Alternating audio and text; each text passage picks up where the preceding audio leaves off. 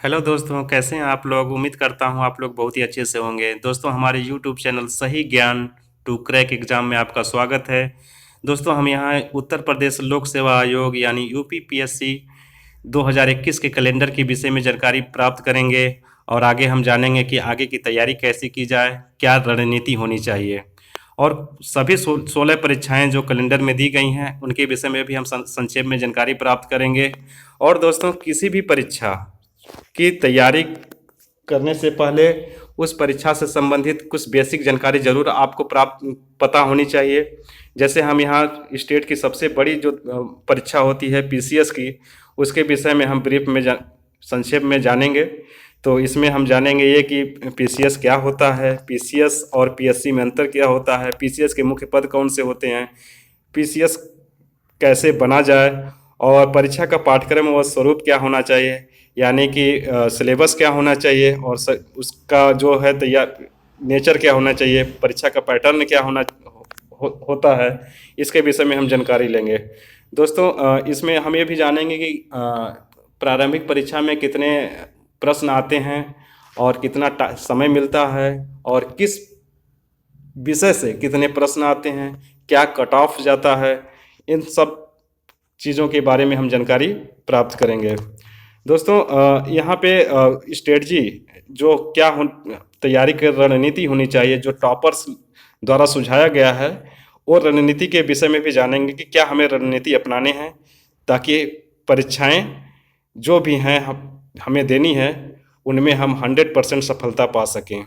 दोस्तों, कोई भी वीडियो हमारा बनाने का मकसद सिर्फ इतना होता है कि आप तक सही और सटीक जानकारी पहुँचे और आपको जो है किसी भी परीक्षा के संबंध में पूरी जानकारी प्राप्त हो, ये हमारी पूरी कोशिश होती है।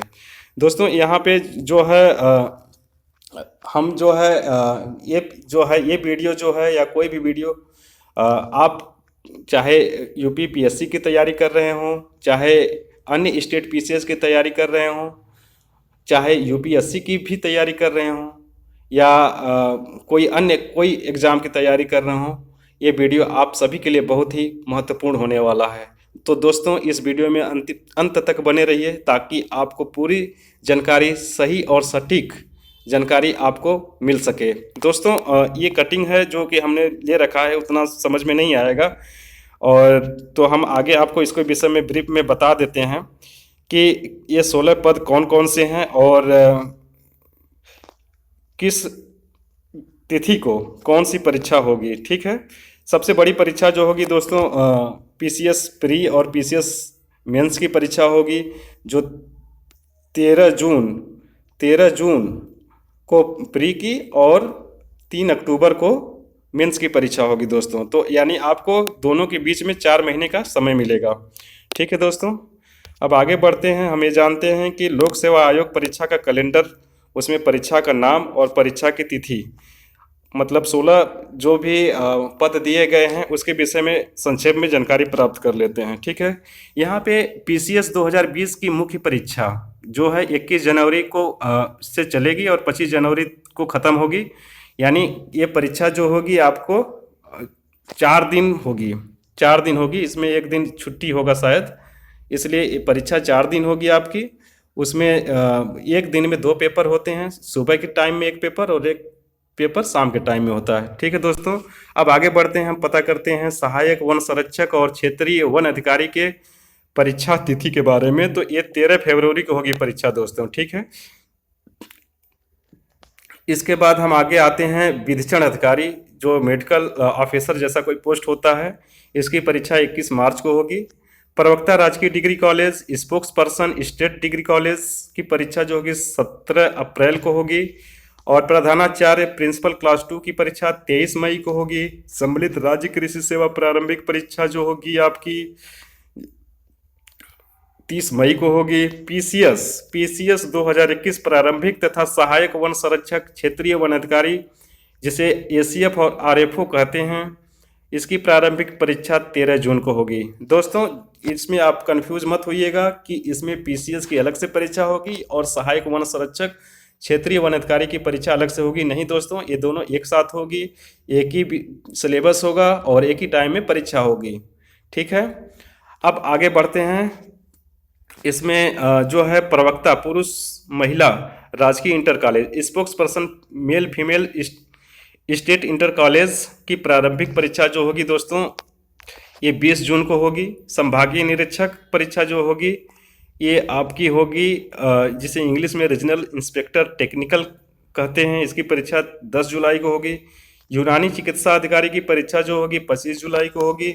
समीक्षा अधिकारी, सहायक समीक्षा अधिकारी, review officer, assistant review officer की परीक्षा जो होगी 1 अगस्त को होगी। 1 अगस्त को होगी दोस्तों रिव्यू ऑफिसर की परीक्षा और असिस्टेंट रिव्यू ऑफिसर की परीक्षा। ठीक है, अब पीसीएस मुख्य परीक्षा पर आ जाते हैं। पीसीएस की मुख्य परीक्षा जो होगी 3 अक्टूबर को होगी दोस्तों। और सहायक वन संरक्षक अधिकारी और क्षेत्रीय वन अधिकारी की जो मुख्य परीक्षा होगी 22 अक्टूबर को होगी। ठीक है, तो आपकी ये दोनों परीक्षाएं जो होगी, प्री परीक्षा जो होगी एक साथ होगी और जो मेंस की परीक्षा होगी अलग अलग होगी। ठीक है दोस्तों, इसमें आप कंफ्यूज मत होइएगा। अब आगे बढ़ते हैं। सम्मिलित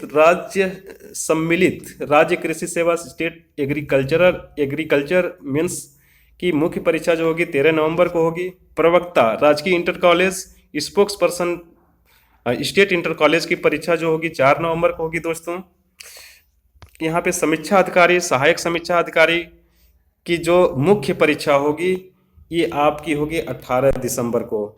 ठीक है दोस्तों, तो ये रही 16 जो परीक्षाएं होंगी 2021 में, उसके विषय में संक्षेप में जानकारी। अब आगे बढ़ते हैं, हम ये जानते हैं संक्षेप में कि पीसीएस क्या होता है।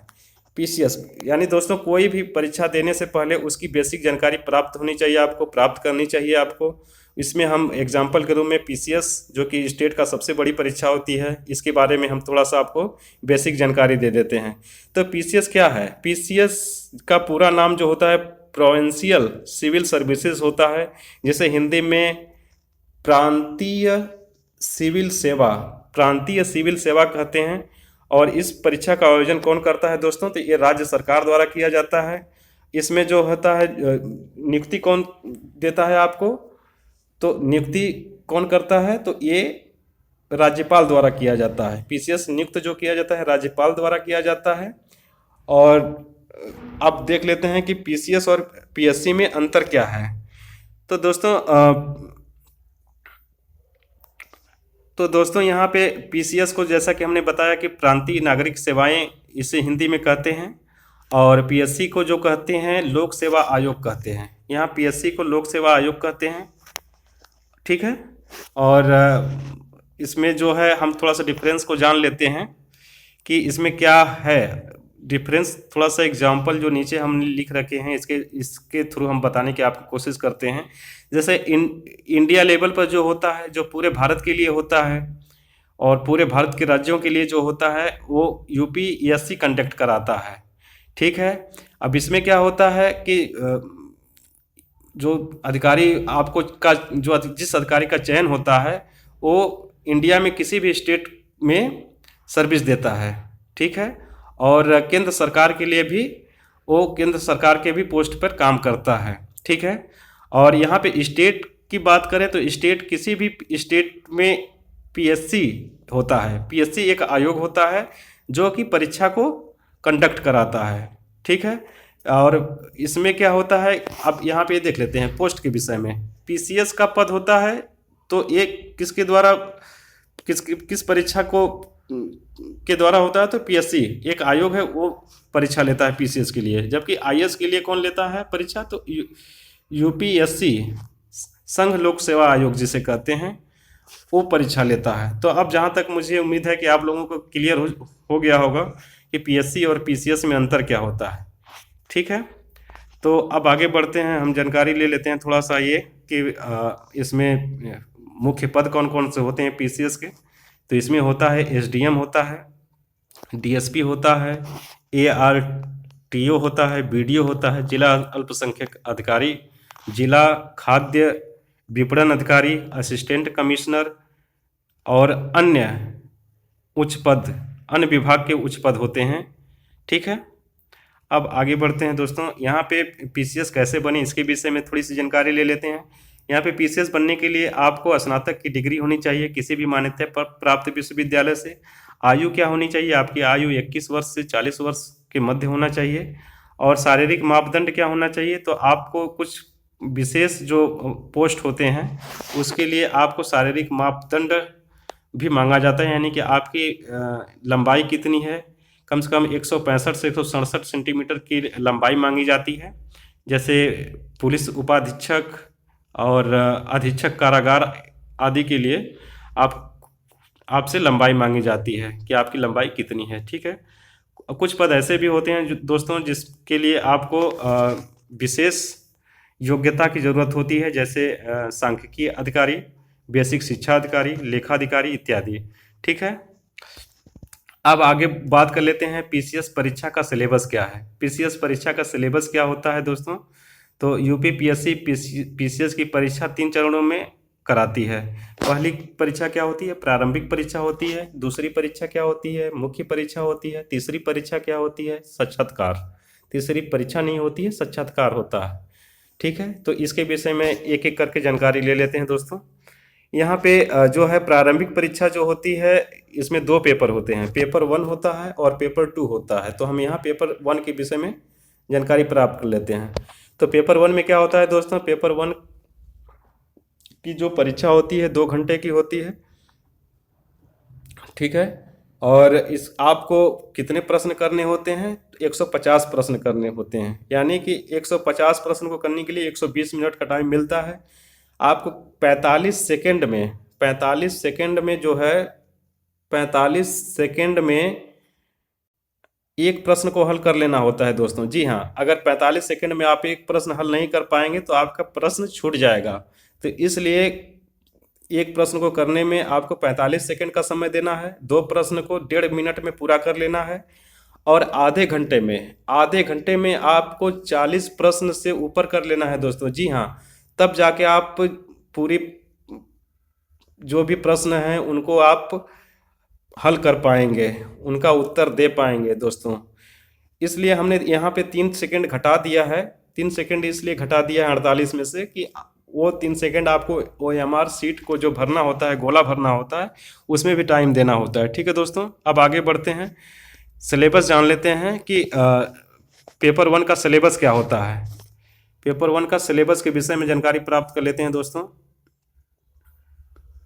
सिलेबस के विषय में जानकारी प्राप्त कर लेते हैं। इसमें क्या है सिलेबस में कि राष्ट्रीय एवं अंतर्राष्ट्रीय महत्व की सामयिक घटनाएं होती हैं। ठीक है। इसके लिए मैं बता देता हूं कि जो लोग बुक वगैरह नहीं खरीदे हैं अभी, ठीक है, वो ओनली IAS का वीडियो देखें, घटना चक्र का वार्षिकांक देखें, ऑब्जेक्टिव हल करें। ठीक है दोस्तों। और भी अन्य कोई वीडियो देख सकते हैं इसके लिए। और दोस्तों दूसरा जो सिलेबस में है भारत का इतिहास एवं भारतीय राष्ट्रीय आंदोलन। भारत का इतिहास एवं भारतीय राष्ट्रीय आंदोलन, इसमें क्या है कि आपको इतिहास पढ़ने होते हैं, प्राचीन भारत का इतिहास, मध्यकालीन और आधुनिक भारत का इतिहास। इसके लिए आपको NCERT बेसिक नॉलेज के लिए NCERT जरूर पढ़नी होती है। ठीक है। इसमें कक्षा 6 से लेकर 12 तक की NCERT पढ़नी होती है। अगर आपके पास समय नहीं है तो कम से कम आप 11 और 12 की NCERT जरूर पढ़ें। ठीक है दोस्तों। और उसके बाद आपको प्राचीन भारत के लिए आपको क्या करना है? प्राचीन भारत के लिए आप RS शर्मा का जो बुक है वो खरीद सकते हैं। जो लोग नहीं खरीदे हैं उसके लिए। ठीक है। तो इतिहास के लिए जो है प्राचीन इतिहास के लिए आप RS शर्मा की किताब खरीद सकते हैं। मध्यकालीन के लिए सतीश चंद्र की किताब खरीदें।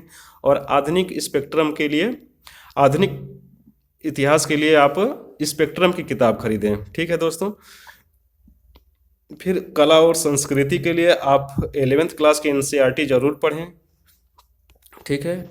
11th क्लास के NCERT जरूर पढ़ें और नितिन सिंघानिया के नोट्स को भी पढ़ें। अब आगे बढ़ते हैं और बात करते हैं हम भारत एवं विश्व का भूगोल, इसके विषय में। तो इसके लिए आप NCERT की कक्षा 6 से लेकर 12 तक की किताबें पढ़ें। और आपके पास अगर समय नहीं है, आप ये पूरा नहीं पढ़ना चाहते हैं, तो कम से कम जो है आप 11th और 12th की NCERT जरूर पढ़ें दोस्तों।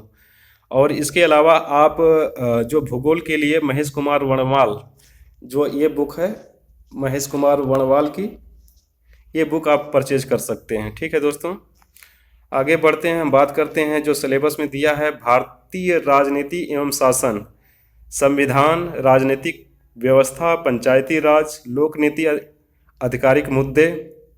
ठीक है, तो इसके लिए भी आप कक्षा 6 से लेकर 12 तक एनसीईआरटी पढ़ सकते हैं। और आपकी बेसिक अगर नॉलेज है पहले से, तो आप एम लक्ष्मीकांत को पढ़ सकते हैं, इसकी किताबें आप खरीद सकते हैं। एम लक्ष्मीकांत की किताब आप खरीद सकते हैं। ठीक है दोस्तों, अब हम बात करेंगे आपका जो है आर्थिक एवं सामाजिक विकास, सतत विकास, गरीबी, अंतर्विष्ट, जनसांख्यिकी, सामाजिक क्षेत्र के इनिशिएटिव।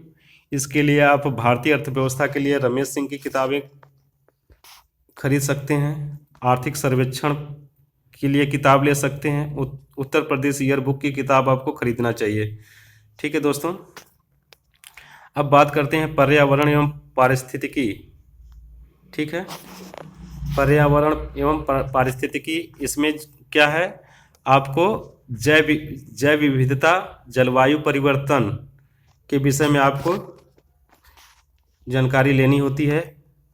और इसमें यह भी दिया गया है कि आपको कोई विशेषज्ञता की आवश्यकता नहीं है, यानी कोई विशेषज्ञ नहीं बनना है आपको सामान्य जानकारी होनी चाहिए इसकी। उसके बाद पर्यावरण एवं पारिस्थितिकी के लिए शंकर आईएएस के नोट्स को प्रेफर कर सकते हैं। प्रीवियस ईयर का क्वेश्चन पेपर कितने टॉपर्स हैं कि जो कि उसी को पढ़े हैं और अच्छा खासा नंबर लाए हैं। ठीक है, परीक्षा वाणी की किताब जो हिंदी मीडियम से है, परीक्षा वाणी की किताब आती है एक, ये इसको खरीद सकते हैं। अब सामान्य विज्ञान की बात करते हैं। सामान्य विज्ञान के लिए क्या करें दोस्तों कि एनसीईआरटी की कक्षा 6 से कक्षा 10 तक की किताबें पढ़ें और ज़रूर पढ़ें। उसके बाद अगर आपको ब्रीफ में पढ़ना है और ज़्यादा से ज़्यादा नंबर लाना है तो आप लूसेंट की भी किताब खरीद लें और इसी का रिवाइज करें। ठीक है, सामान्य अध्ययन के लिए घटना चक्र, यानी हम नोट्स की बात करते हैं कि आपको प्रीलिम्स में और क्या क्या सावधानियां और क्या क्या चीज़ें पढ़नी चाहिए। तो इसमें सामान्य अध्ययन के लिए घटना चक्र का ये पढ़ लीजिए, पूर्वावलोकन आता है, इसको पढ़ लीजिए। और जनगणना का भी प्रश्न आता है, जनगणना पे प्रश्न आता है तो इसमें परीक्षा वाणी की बुक जो है इसको प्रेफर करिए। योजना और कुरुक्षेत्र पत्रिका जो आती है इसको आप मिस ना करें, इसको भी ज़रूर पढ़ें। ठीक है, अब इसमें थोड़ा सा हम ये बता देते हैं कि इसमें आपको किस विषय से पर ज़्यादा ध्यान देना है। अब इसमें जो है ये जो परीक्षा होती है, राष्ट्रीय एवं अंतर्राष्ट्रीय महत्व की सामायिक घटना यानी करेंट अफेयर्स से आपको 30 से 40 प्रश्न आ जाते हैं दोस्तों। तो इसके लिए आपको प्रतिदिन पढ़ने होंगे करेंट अफेयर्स। लोग क्या करते हैं कि अंतिम के 10 दिन बच जाते हैं तो तैयारी शुरू कर देते हैं कि अब करेंट अफेयर्स जो जहाँ से आपको 30 से 40 नंबर मिलने हैं, आपको उस पर ज़्यादा ध्यान देना चाहिए। उस पर आपको प्रतिदिन कम से कम 1 घंटे की पढ़ाई करनी चाहिए। ठीक है दोस्तों, इससे आपको 30 से 40 प्रश्न आ जाते हैं। अब रही बात कि भारत का इतिहास एवं भारतीय राष्ट्रीय आंदोलन से कितने प्रश्न आ जाते हैं, 15 से 20 क्वेश्चन आ जाते हैं। ठीक है, भारतीय इतिहास एवं संस्कृति से जो है 15 से 20 क्वेश्चन आ जाते हैं। इसके बाद हम बात कर लेते हैं जो है भारत एवं विश्व के भूगोल, इससे कितने प्रश्न आ जाते हैं। तो इससे दोस्तों जो है आपको 26 प्रश्न के करीब आ जाते हैं, मतलब 20 से 25 प्रश्न आ जाते हैं यहाँ से। ठीक है, इसके बाद हम बात कर लेते हैं आपका भारत की राज्य व्यवस्था की बात करें तो इससे आपको 18 से 20 प्रश्न आ जाते हैं। ठीक है, इससे आपको 18 से 20 प्रश्न आ जाते हैं। आर्थिक एवं सामाजिक विकास यानी भारतीय अर्थव्यवस्था से जो आपके, इससे भी आपको करीब करीब 18 से 20 प्रश्न आ जाते हैं। ठीक है, अब बात करते हैं आगे पर्यावरण एवं पारिस्थितिकी की। ठीक है, अब इससे हम देख लेते हैं कि इससे कितने प्रश्न आते हैं। तो इससे ठीक है, करीब करीब 15 से 20 प्रश्न इससे भी आ जाते हैं। और सामान्य विज्ञान आपको नहीं छोड़ना है। सामान्य विज्ञान से जो है 25 से 30 प्रश्न तक आ जाते हैं आपको। ठीक है, तो इसको भी आपको इग्नोर नहीं करना है। अब कट ऑफ कितना जाता है दोस्तों? तो जो जनरल का जो कट ऑफ जाता है, जनरल का कट ऑफ जाता है करीब 95 95 जो है आपका 95 प्रश्न आपके सही होने चाहिए। ठीक है, और मेरा ये मानना है कि आपको टारगेट ही लेना चाहिए कि 150 में 100 से ज़्यादा प्रश्न आपको सही करने हैं। मैं उनके लिए भी यही बात कहूँगा जिनको आरक्षण प्राप्त है, चाहे वो हमारी बहनें हों, ठीक है, और चाहे SC ST के कैंडिडेट्स हों, तो वो भी टारगेट यही लेकर चलें कि उनको भी 100 प्रश्न हल करने हैं, 100 प्रश्न सही करके आने हैं। ठीक है दोस्तों, अब हम बात करते हैं सेकंड पेपर की। जो हमारी प्रारंभिक परीक्षा का पेपर 2 होगा, उसके विषय में थोड़ी जानकारी प्राप्त कर लेते हैं। तो यहाँ पे जो पेपर 2 होता है उसके लिए भी 2 घंटे का समय मिलता है। ये शाम के टाइम में पेपर होता है। प्रश्न कितने होते हैं? 100 प्रश्न होते हैं। एक प्रश्न को करने के लिए 1 मिनट 12 सेकंड का समय मिलता है। तो इसमें भी आप यही करें दोस्तों कि जो थ्योरी के पार्ट हैं, ठीक है, उसको आप 45 सेकंड में पूरा करने की कोशिश करें, और जो मैथ का पार्ट है उस पर ज़्यादा टाइम दें। ठीक है, इसमें क्या सिलेबस है ये जान लेते हैं। तो कंप्रिहेंशन आता है, जिसे हिंदी में विस्तारीकरण कहते हैं। कम्युनिकेशन स्किल देखा जाता है, इंटरपर्सनल स्किल पे प्रश्न आते हैं। तार्किक, लॉजिकल रीजनिंग, एनालिटिकल एबिलिटी कहते हैं। निर्णय क्षमता एवं समस्या समाधान से भी प्रश्न आते हैं, जिसे इंग्लिश में decision making and problem solving कहते हैं। सामान्य बौद्धिक योग्यता, जनरल मेंटल एबिलिटी, इससे भी प्रश्न आते हैं। और आपका गणित से भी प्रश्न आते हैं, जो क्लास 10 लेवल के प्रश्न होते हैं। इसमें आपको पढ़ने होते हैं अंकगणित, बीजगणित, रेखा गणित और सांख्यिकी। ठीक है, सामान्य अंग्रेजी में आपको 10 क्लास 10 लेवल का जो है प्रश्न आता है। हिंदी का भी लेवल वही होता है, क्लास 10 लेवल। अब इसमें क्या है, ध्यान देने वाली बात क्या है जो कि आपको ध्यान देना है? इसमें सिर्फ आपको पासिंग मार्क लाना होता है, यानी 33% मार्क लाइए या 66 नंबर लाइए। ठीक है, 200 नंबर का पेपर होता है, तो आपको 66 नंबर भी ला दिए तो आप पास हो जाते हैं। इसमें निगेटिव मार्किंग होती है। पेपर 1 और 2 दोनों में निगेटिव मार्किंग होती है, जिसमें आपका सही अंक में से 1/3 अंक काट लिया जाता है। परीक्षा के समय में जो हमने ऊपर दे रखा है उसमें बदलाव हो सकता है। और जो CSAT की परीक्षा होती है, जो हम पेपर 2 की बात कर रहे हैं, तो इसमें जो है आपको इसको भी लाइटली नहीं लेना है। इस पे भी फोकस करना है। कितने लोगों को ऐसा भी देखा गया है कि जो पेपर 1 की परीक्षा पास कर लेते हैं, लेकिन पेपर 2 की परीक्षा में फेल हो जाते हैं। तो हमें ऐसा नहीं करना है दोस्तों। आपको जो है CSAT भी क्वालिफाई करना है, इसके लिए इसको इग्नोर भी नहीं करना है, और इस पे बहुत ज़्यादा आपको समय भी नहीं देना है। तो इसके लिए भी हम जो है मैथ और रीजनिंग वगैरह के लिए एक वीडियो अपलोड करेंगे बहुत ही जल्दी। आपके परीक्षा में बहुत ही मददगार साबित होंगे, तो उसको भी आप ज़रूर देखिएगा। ठीक है दोस्तों, अब बात कर लेते हैं थोड़े संक्षेप में मुख्य परीक्षा की। मुख्य परीक्षा में सामान्य हिंदी होता है 150 नंबर का, निबंध होता है 150 नंबर का, और जनरल स्टडीज होता है पेपर 1 200 का, और पेपर 2 भी 200 नंबर का, पेपर 3 भी 200 नंबर का, और पेपर 4 भी 200 नंबर का हो जो है। अब वैकल्पिक विषय की बात कर लेते हैं। वैकल्पिक विषय में जो होता है आपका 400 नंबर का पेपर होता है। इसमें पेपर 1 और पेपर 2 होता है। पेपर 1 200 का और पेपर 2 200 नंबर का। टोटल जो होता है आपका ये 1500 नंबर का होता है आपका जो है मुख्य परीक्षा। ठीक है, इसके बाद हम बात कर लेते हैं साक्षात्कार की। साक्षात्कार भी 100 नंबर का होता है। तो 100 नंबर में आपको 40 से 70 नंबर लाने होते हैं। फिर अब हम बात करते हैं आगे की परीक्षा होने के पहले की 4 से 6 महीने की तैयारी की रणनीति क्या होनी चाहिए, ये मैं सिर्फ यूपी पीसीएस की परीक्षा के लिए नहीं बता रहा दोस्तों, ये किसी भी परीक्षा की आप तैयारी कर रहे हैं, ठीक है, तो आपको तैयारी करने में बहुत ही मददगार साबित होंगे जो हम ये रणनीति बता रहे हैं। इससे आप 100% सफलता पाने में कामयाब होंगे, ये हम मुझे पूरा विश्वास है दोस्तों, ठीक है। तो इसमें क्या है कि आप पहला क्या है, पहला ये है कि आप सिर्फ और सिर्फ प्रीलिम्स एग्ज़ाम पर फोकस करें। जी हाँ दोस्तों, लास्ट के 4 से 6 महीने का जो समय बचता है उसमें सिर्फ आप प्रीलिम्स एग्ज़ाम पर फोकस करें।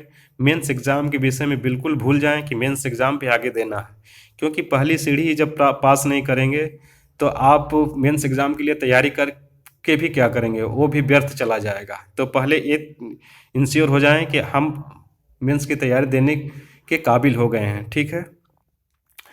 अब दूसरा हम बात करते हैं कि शॉर्ट नोट्स बनाएं और उन्हीं को बार बार रिवाइज करें, ठीक है। शॉर्ट नोट्स ज़रूर बनाना चाहिए दोस्तों, क्योंकि हमें रिवाइज करने में बहुत आसानी हो जाती है, ठीक है। और क्योंकि बुक्स वगैरह को बार बार रिवाइज करने में बहुत ज़्यादा समय चाहिए होता है, तो हमारे पास उतना समय नहीं होता है लास्ट के 4 से 6 महीने में। तो शॉर्ट नोट्स नहीं बनाए हैं तो आप क्या करें कि जो भी बुक्स पढ़े हैं उसमें अंडरलाइन कर दें, जो जो भी आपने महत्वपूर्ण चीज़ें पढ़े हैं उनको अंडरलाइन करते जाएं और उसी का रिवीजन करें, ठीक है। अब तीसरा हम ये जान लेते हैं कि आपको क्या करना चाहिए किताबों के सिलेक्शन के बारे में। तो इसमें क्या करें दोस्तों, एक किताब के लिए, एक विषय के लिए एक ही किताब को प्रेफर करें, ना कि 10 किताबों को। अगर आप ऐसा करते हैं, अगर 10 किताबों को प्रेफर करते हैं तो आप कहीं ना कहीं कंफ्यूज हो जाते हैं और आप कंसंट्रेट नहीं हो पाते हैं। तो इसके लिए एक विषय के लिए एक किताब ही प्रेफर करें, ठीक है। ये आपके लिए बहुत ही मददगार साबित होगा और आपको रिवीजन करने में भी आसानी हो जाएगी। बात करते हैं कि मंथली, वीकली और डेली टारगेट क्या होने चाहिए और क्यों होने चाहिए। तो दोस्तों क्या है कि अगर हम एक दिन में सारा सब्जेक्ट पढ़ें तो हमें सही से तैयारी हम नहीं कर पाते हैं, क्योंकि क्योंकि हमारा माइंड भी वैसा ही है कि हम ज़्यादा से ज़्यादा 2 से 3 विषयों पे कंसंट्रेट हो सकते हैं एक दिन में। तो इसमें अगर हम टारगेट बनाते हैं कि मंथ में हमें ये 4 विषय को हमें कंप्लीट करने हैं या ये 8 विषय को हमें कंप्लीट करने हैं, तो उन 8 जैसे आपके 8 विषय हैं, ठीक है, मान लीजिए 8 विषय हैं, तो आप कोशिश करिए कि पहले हफ्ता में 2 विषय कंप्लीट करना है, दूसरे हफ्ता में 2 विषय कंप्लीट करना है और तीसरे सप्ताह में आपको 2 विषय कंप्लीट करना है, ठीक है। आप पहले सप्ताह में 2 विषय कंप्लीट करना है तो आप एक दिन का टारगेट बनाइए। एक दिन में क्या करिए कि सुबह के टाइम में, जैसे मान लीजिए कि सुबह के टाइम में आपने इतिहास पढ़े हैं तो शाम के टाइम में भूगोल पढ़ें, ताकि आप दोनों को लिंक कर सकें, या इसी तरह कोई भी विषय चुनें और एक दिन में 2 विषय ही पढ़ें। ज़्यादा विषय पढ़ेंगे तो आपको कन्फ्यूजन होगा। आपको अगर सारे विषय को कंप्लीट करना है तो आप ये रणनीति अपनाइए और ज़रूर आप सक्सेस होंगे और आपका कॉन्फिडेंस लेवल बढ़ेगा। क्योंकि अगर मान लीजिए कि भूगोल और इतिहास का विषय आप कंप्लीट कर लेते हैं तो कोई भी मॉक टेस्ट या प्रीवियस ईयर क्वेश्चन आप हल करेंगे तो आपको ये कॉन्फिडेंस रहेगा कि नहीं, हमने तो ये सारा पढ़ रखा है। तो ये आपके लिए बहुत मददगार साबित होगा दोस्तों, ये रणनीति आप जरूर अपनाएं, ठीक है। अब आगे हम बात करते हैं पिछले 10 वर्षों के जो भी प्रश्न पूछे गए हैं उनको हल करें। इसके लिए आप जो है घटना चक्र का पूर्वावलोकन का जो आता है किताब, उसको आप रेफ़र कर सकते हैं, जिसमें आपको विकल्प के साथ साथ उसका जो भी है पूरी जानकारी दिया होता है, नीचे विवरण भी दिया होता है। तो ये आपके लिए बहुत ही फ़ायदेमंद होता है, क्योंकि कुछ क्वेश्चन होते हैं जो डायरेक्टली पिछले साल के प्रश्नों से पूछे जाते हैं, ठीक है, तो उनको भी हल करने में आपको मदद मिलेगी। अब नीचे हम बात करते हैं, कम से कम 2 प्रसिद्ध कोचिंग संस्थानों के टेस्ट सीरीज को अवश्य सॉल्व करें। हाँ दोस्तों, प्रसिद्ध संस्थानों को क्या होता है कि उनको ये पूरा अनुभव होता है कि किस तरीके का प्रश्न आता है और परीक्षा का क्या नेचर होता है, तो उस हिसाब से मॉक टेस्ट तैयार करते हैं। तो उनको प्रेफर करें और आपको टाइम मिलता है तो कोई अन्य जो संस्थान है टेस्ट सीरीज जो प्रोवाइड करती हैं उनको भी आप फॉलो कर सकते हैं, उनको भी हल कर सकते हैं। और अब यहाँ पे हम बात करेंगे कि जो आपका जो करंट अफेयर्स का है, यहाँ पे करंट अफेयर्स के लिए आप 1 घंटा प्रतिदिन दें, बजाय कि परीक्षा होने से 10 दिन पहले आप करंट अफेयर्स पढ़ना शुरू करें। दोस्तों क्या है कि अगर आप ऐसा करते हैं तो आपका नुकसान हो जाता है, क्योंकि 40 से 50 प्रश्न आते हैं और आप इस पर समय ही नहीं देते हैं। तो सुबह के टाइम में आप कोई भी मैगजीन या कोई भी आप न्यूज़पेपर उठा लीजिए, उसको पढ़िए आधा घंटा में ये समझने की कोशिश करिए, आधा घंटा 45 मिनट पढ़िए और लास्ट के 10-15 मिनट तक आप ये देखिए कि क्या क्या आपकी महत्वपूर्ण चीज़ें हैं, उसको नोट डाउन कर लीजिए। तो ये बहुत ही मददगार साबित होंगे जब आप परीक्षा देने जाएंगे। ठीक है, तो दोस्तों ये रही जानकारी जो कि हमने अपने पूरी ईमानदारी के साथ आपके साथ शेयर किया है। और दोस्तों थोड़ा सा हम ये बताएंगे आपको कि इसमें जो है हम तैयारी भी कराएंगे आपको। कक्षा 6 से लेकर 12 तक की किताबें हैं, उनके शॉर्ट नोट्स को हम वीडियो बना के आपको प्रोवाइड कराएंगे। और जो अन्य किताबें हैं, जो इम्पोर्टेंट किताबें, महत्वपूर्ण किताबें होंगी, उसकी भी शॉर्ट नोट्स प्रोवाइड कराएंगे। तो इसके लिए आप चैनल को सब्सक्राइब ज़रूर करिएगा। और जो हम ये भी जानकारी आपको देंगे कि करंट अब में क्या चल रहा है, और पिछले 6 महीने या साल भर के करंट अफेयर्स की भी ब्रीफ में हम जानकारी देंगे, संक्षेप में जानकारी देंगे, जो कि आपकी परीक्षा के लिए बहुत ही मददगार साबित होगा। इसके लिए भी हम वीडियो बनाएंगे। और दोस्तों हम वो भी वीडियो बनाते हैं जो कि कोई अन्य एग्ज़ाम दे रहे हैं, उसके विषय में भी हम जानकारी प्रोवाइड कराते रहेंगे। और इसी के संदर्भ में हमने एक वीडियो अपलोड किया है यूपी SSSC का। उसमें हमने परीक्षा के संबंधित इसी तरह जैसे हमने इस वीडियो में दिया है जानकारी, उसमें भी दे रखा है, तो उसको ज़रूर देखें। और सफलता के 5 महत्वपूर्ण सूत्र क्या होने चाहिए, एक महान व्यक्ति ने जो कह रखे हैं, उसकी भी जानकारी हमने उस वीडियो में दे रखा है। तो आप आइकॉन जो ऊपर बना हुआ है, आई बटन, उसको क्लिक करके आप उस वीडियो को भी देख सकते हैं। और दोस्तों या तो आप सर्च भी कर सकते हैं सही ज्ञान to crack exam channel YouTube पे, आपको वीडियो मिल जाएगा देखने के लिए। और भी कोई वीडियो आपको जो महत्वपूर्ण है उसके विषय में भी आप नोटिफिकेशन पाना चाहते हैं, तो आप इस चैनल को सब्सक्राइब कर लें, ताकि हमारा आने वाला कोई भी वीडियो आप तक आसानी से पहुंच सके। तो दोस्तों ये हमारे द्वारा दी गई जानकारी आपको कैसी लगी? अच्छी लगी तो लाइक करें, ठीक है, दोस्तों के साथ शेयर करें। और कोई सुझाव हो तो कमेंट बॉक्स में ज़रूर लिखें। हाँ, चैनल को सब्सक्राइब करना बिल्कुल ना भूलें। अभी के लिए बस इतना ही। ठीक है दोस्तों, मिलते हैं अगले वीडियो में। नमस्कार, धन्यवाद।